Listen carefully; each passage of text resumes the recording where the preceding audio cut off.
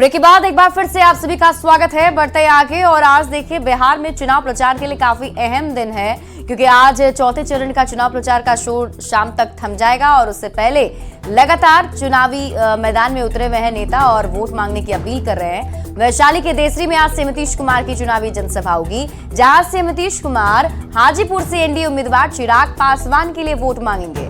तो आज से नीतीश कुमार वैशाली जाने वाले हैं। इसके साथ ही हम अगर बात अगले नेता की कर ले जो चुनाव प्रचार में आज जाने वाले हैं, तो मुजफ्फरपुर आ रहे हैं कांग्रेस के राष्ट्रीय अध्यक्ष मल्लिकार्जुन खड़गे। मल्लिकार्जुन खड़गे मुजफ्फरपुर के सरफुद्दीनपुर में जनसभा को संबोधित करेंगे। कांग्रेस प्रत्याशी अजय निषाद के लिए समर्थन में जनसभा की जाएगी। सरफुद्दीनपुर हाई स्कूल मैदान में करीब 2:30 बजे जनसभा को संबोधित करने वाले हैं कांग्रेस के राष्ट्रीय अध्यक्ष मल्लिकार्जुन खड़गे। इसके साथ ही बात अगले नेता की कर लेते हैं। तो आज चुनाव प्रचार के दौरान चतरा के सिमरिया में दोपहर 3 बजे पीएम मोदी की चुनावी सभा होगी। तो प्रधानमंत्री नरेंद्र मोदी सिमरिया टंडवा पथ स्थित मुरवे मैदान में जनसभा को संबोधित करेंगे और ये संबोधन होगा प्रत्याशी मनीष जायसवाल के पक्ष में, जिसमें वो वोट मांगेंगे। चतरा उम्मीदवार कालीचरण सिंह के पक्ष में भी चुनावी सभा पीएम मोदी करने वाले हैं। और इसी के साथ पीएम मोदी 12 मई को पटना में रोड शो करने जा रहे हैं, यानी कि कल पीएम मोदी का पटना में रोड शो होने वाला है। मोदी के रोड शो को लेकर बीजेपी कार्यकर्ताओं में काफी उत्साह दिख रहा है। बीजेपी महिला मोर्चा के कार्यकर्ताओं ने नरेंद्र मोदी के स्वागत के लिए हाथों में मेहंदी रचाई है। बीजेपी की महिला कार्यकर्ताओं ने मोदी संग बिहार की मेहंदी अपने हाथों में लगवाई। महिलाएं मेहंदी का रंग दिखाकर पीएम मोदी का स्वागत करेंगी। जायजा लिया है संवाददाता विनीता मिश्रा ने।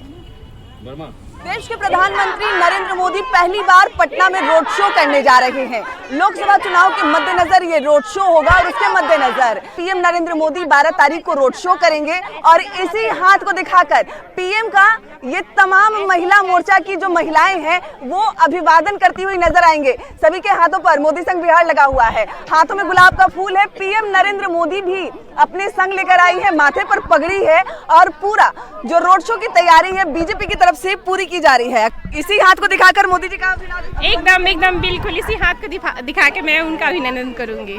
12 तारीख को आ रहे हैं, क्या तैयारी? हाँ, पूरा तैयारी है। हम लोग रोड शो में लोग कैले हैं मोदी जी के लिए। रामलला जैसे कि तैयारी हुआ था, दीपावली मनाए थे हम लोग रामलला के लिए, वैसा ही मोदी के लिए हम लोग भी मना रहे हैं। हाथों में मेहंदी लगवा ली है आपने मोदी संग बिहार। देखिए मोदी संग बिहार और जो इसका सच्चा परिणाम आप देखेंगी तो दिनांक 12/5/2024 को देखेंगे। पूरा बिहार जोर शोर से मोदी जी के साथ, सड़कों पे जगह नहीं मिलेगी, सब लोग तड़पेंगे घर के अंदर कि अब हम कहां से जाएं, कैसे जाएं, पहले हम क्यों नहीं लाइन में लगे। तो जब ये हटाएंगे काले रंग को तो यहाँ पे जो है गेरुआ रंग आएगा। ये गेरुआ रंग इस बात का प्रतीक होगा कि ना हमें नाम चाहिए ना कोई नाम चाहिए, बस पूरा भारत वर्ष गेरुआ रंग में रंगा हुआ चाहिए। ये हाथों में मेहंदी लगाकर तैयार है। हाँ, मोदी जी के आने की खुशी की ये झलक दिख रही है। माननीय मोदी जी आएंगे, उनकी तैयारी जोर शोर से चल रही है।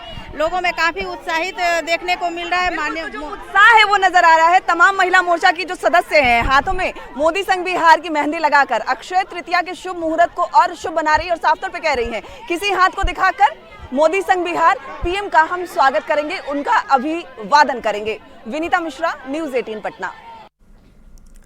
पीएम मोदी के रोड शो को लेकर पुलिस ने पटना की सड़कों पर गश्ती बढ़ा दी है। पटना कमिश्नर, डीएम, एसएसपी, नगर आयुक्त ने खुद ही सड़क पर जाकर इसका जायजा लिया है। पटना में पीएम के रोड शो को लेकर सुरक्षा के लिए भी पुख्ता इंतजाम किए गए हैं। बेली रोड से कदमकुआं गांधी मैदान तक सड़क को सजाया गया है।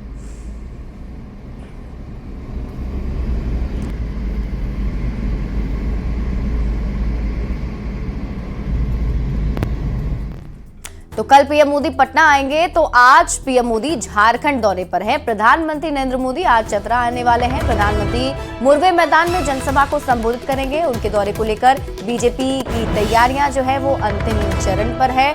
जनसभा में लगभग 4 लाख लोगों के आने की संभावना है। प्रधानमंत्री बनने के बाद ये उनका दूसरा चतरा दौरा होगा। इससे पहले पीएम मोदी 2014 में चतरा पहुंचे थे और तब उन्होंने जनसभा की थी। इस बार पीएम मोदी हजारीबाग से बीजेपी उम्मीदवार मनीष जायसवाल और चतरा से बीजेपी उम्मीदवार कालीचरण सिंह के लिए वोट मांगेंगे। बढ़ते आगे और इसी बीच आपको अगली खबर दिल्ली से बता दें। दिल्ली के सीएम अरविंद केजरीवाल तिहाड़ जेल से बाहर आ गए हैं। सुप्रीम कोर्ट ने केजरीवाल को 1 जून तक के लिए अंतरिम जमानत दे दी है। अरविंद केजरीवाल को 2 जून को हर हाल में सरेंडर करने को कहा गया है। अरविंद केजरीवाल दिल्ली शराब नीति मामले में तिहाड़ जेल में बंद थे। जेल से निकलकर अरविंद केजरीवाल सीधे घर के लिए निकले। रास्ते में अरविंद केजरीवाल ने कार्यकर्ताओं को भी संबोधित किया। उसकी ये तस्वीरें आपकी टीवी स्क्रीन पर। तो अरविंद केजरीवाल को सशर्त जमानत मिलने पर सियासत गर्म हो गई है। बीजेपी ने अरविंद केजरीवाल पर तंज कसा है। क्या कुछ कहा है आपको सुनाते हैं। जो लुटेरे होते हैं वो जेल में रहे कि बाहर में रहे, जनता जानती है कि ये लुटेरे ही हैं। उस निर्णय पर कोई टीका टिप्पणी हम लोग नहीं करते हैं। हम एनडीए गठबंधन के लोग नहीं हैं कि माननीय न्यायालय के निर्णय पर आंदोलन करें और धरना प्रदर्शन करें। हम तो संवैधानिक संस्था का सम्मान करते हैं और संवैधानिक संस्था के निर्णय का सम्मान करना चाहिए। इंडी गठबंधन के लोग जब उनके विपरीत वो निर्णय देते हैं तो छाती पीटते हैं। जमानत मिलने से कोई दोष मुक्त नहीं होता। प्रचार के लिए मिली है, कोई दिल्ली के चुनाव में इसका फर्क पड़ने वाला नहीं। हम लोग सातों की सातों सीट दिल्ली की जीतेंगे, इसमें कोई शक की गुंजाइश नहीं। अदालत के फैसले में आमतौर पर नकारात्मक टिप्पणियां करने का रिवाज नहीं है। अदालत के सभी फैसलों का हम स्वागत करते हैं। अरविंद केजरीवाल को अंतरिम जमानत मिलने पर सियासत काफी ज्यादा तेज है। बीजेपी के संगठन मंत्री ऋतुराज सिन्हा ने कहा है कि अरविंद केजरीवाल को बताना चाहिए कि उनको गिरफ्तार क्यों किया गया था, उन्होंने शराब नीति में क्या क्या घोटाले किए थे और कितने पैसे लिए। अरविंद केजरीवाल को वोट मांगने का हक नहीं है। न्यायालय का निर्णय है, इस पे क्या टिप्पणी की जाए। मैं बस ये कहूँगा कि अरविंद केजरीवाल जी पहले अपना दामन साफ कर लें, पहले जनता के बीच में जाके इस बात का जवाब दें कि उनको क्यों अरेस्ट करना पड़ा, उन्होंने शराब पॉलिसी में क्या घोटाला किया, किससे कितने पैसे लिए। जब तक जनता के बीच में भरोसा नहीं अर्जित करते, सही मायने में उनको वोट मांगने का और कैंपेन करने का कोई अधिकार नहीं। शिवसेना उद्धव ठाकरे गुट के नेता संजय राउत के पीएम मोदी पर दिए गए बयान पर सम्राट चौधरी ने पलटवार किया है। सम्राट चौधरी ने कहा कि ये लोग नहीं चाहते हैं कि अति पिछड़ा का बेटा फिर से प्रधानमंत्री बने। मानसिक रूप से बीमार हो गए हैं। ये लोग चुनाव जीतने के लिए इस देश के सबसे लोकप्रिय नेता को गाली देने का काम कर रहे हैं। ये लोग नहीं चाहते कि अति पिछड़ा का बेटा फिर से प्रधानमंत्री बने। बेगूसराय में चौथे चरण में 13 मई को मतदान होना है। गिरिराज सिंह को जिताने के लिए बीजेपी ने पूरी ताकत यहां झोंक दी है। बछवाड़ा विधानसभा क्षेत्र में डिप्टी सीएम सम्राट चौधरी, विजय कुमार सिन्हा, मंत्री श्रवण कुमार और मंगल पांडे ने चुनावी जनसभा को संबोधित किया। सभा को संबोधित करते हुए सभी नेताओं ने कहा कि केंद्र में मजबूत सरकार के लिए पीएम मोदी का आना जरूरी है। साथ ही सीपीआई पर बेगूसराय के विकास को रोकने का भी आरोप लगाया।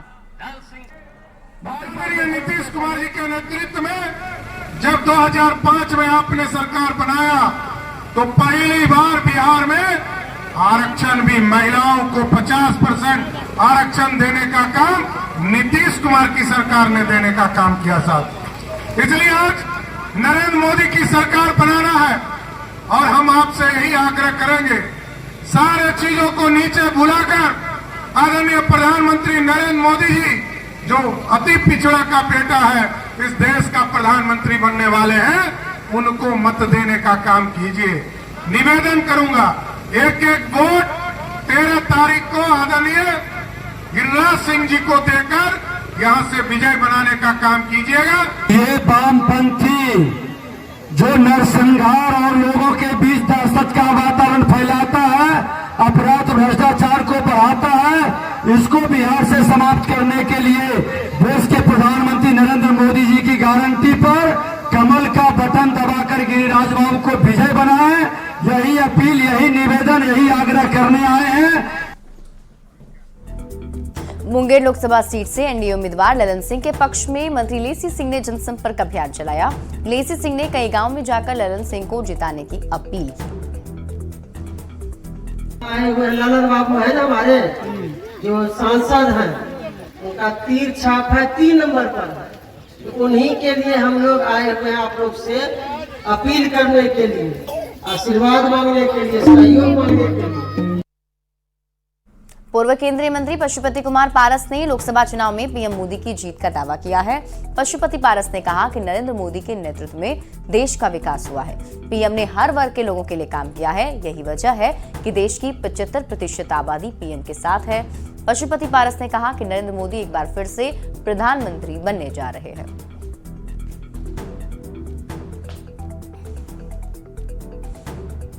मोदी जी आज के तारीख में विश्व के सबसे सर्वमान्य नेताओं के रूप में, सबसे लोकप्रिय नेताओं के रूप में माने जाते हैं और उनके नेतृत्व में जो 10 वर्ष में देश का विकास हुआ, 75% आबादी प्रधानमंत्री के नेतृत्व पर विश्वास करता है। और निश्चित रूप से हमारी पार्टी और हमारा संगठन पूरे देश में है और ख़ास करके बिहार में हमारी पार्टी, हम लोग एनडीए गठबंधन के साथ है।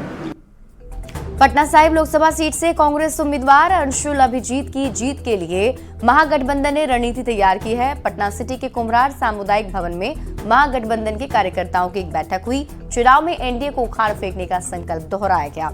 कांग्रेस उम्मीदवार अंशुल अभिजीत ने कहा कि उनकी जीत तय है। अंशुल अभिजीत ने बीजेपी उम्मीदवार रविशंकर प्रसाद पर भी निशाना साधा।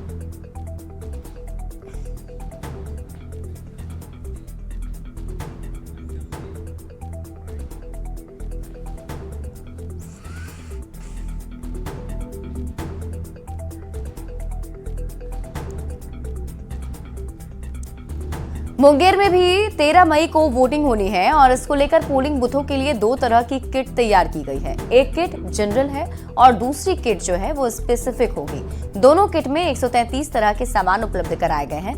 वोटिंग सेंटर पर मेडिकल टीम की भी व्यवस्था की गई है।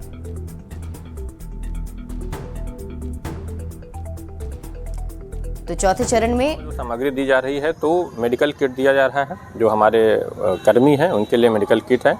इसके अलावा सभी जितने भवन हैं, सभी भवनों में मेडिकल टीम है, उसका डिप्यूटेशन किया गया है, जहां पर एएनएम और अन्य सभी कर्मी हैं। और जो प्राथमिक चिकित्सा का किट है उसके साथ वो लोग रहेंगे।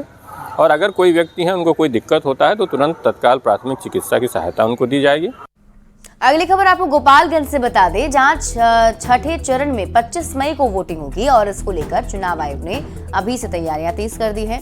वेयर हाउस से ईवीएम को डिस्पैच सेंटरों पर भेजा जा रहा है। जिले में 2006 वोटिंग सेंटर बनाए गए हैं, जहां सुबह 7 बजे से शाम 6 बजे तक वोट डाले जाएंगे। इस खबर पर और अधिक जानकारी दे रहे हैं न्यूज 18 संवाददाता गोविंद कुमार।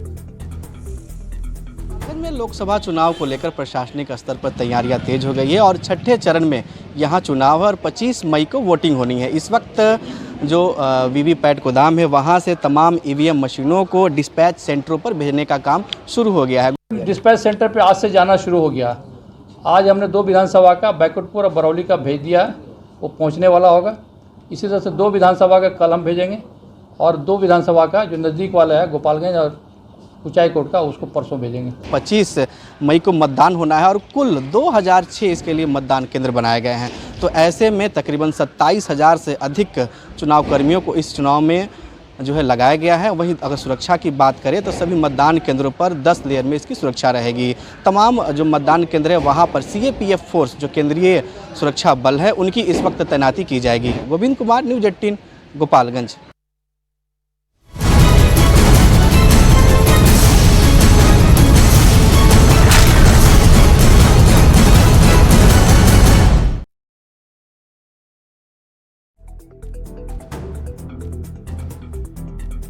और इसी बीच रुक कर लेते हैं बड़ी खबर की। रांची से बड़ी खबर मिल रही है। आलमगीर आलम के ओएसडी निलंबित कर दिए गए हैं। संजीव लाल अगले आदेश तक निलंबित किए गए हैं। 7 मई को ईडी ने हिरासत में लिया था। कार्मिक विभाग ने अधिसूचना जारी कर दी है। तो इस वक्त की बड़ी खबर आपको बता रहे हैं, मंत्री आलमगीर आलम के ओएसडी को निलंबित कर दिया गया है। संजीव लाल अगले आदेश तक निलंबित कर दिए गए हैं। आपको बता दें कि संजीव लाल के सहायक के घर से करीब 35 करोड़ से ज्यादा कैश बरामद हुए थे और साथ ही साथ संजीव लाल के घर से भी कई सारे कागजात और कैश मिले थे, जिस मामले पर 7 मई को ही संजीव लाल को गिरफ्तार कर लिया गया था और अब निलंबित कर दिया गया है। और यहां रुक रहे एक छोटे से ब्रेक के लिए, जल्द लौटते हैं वापस।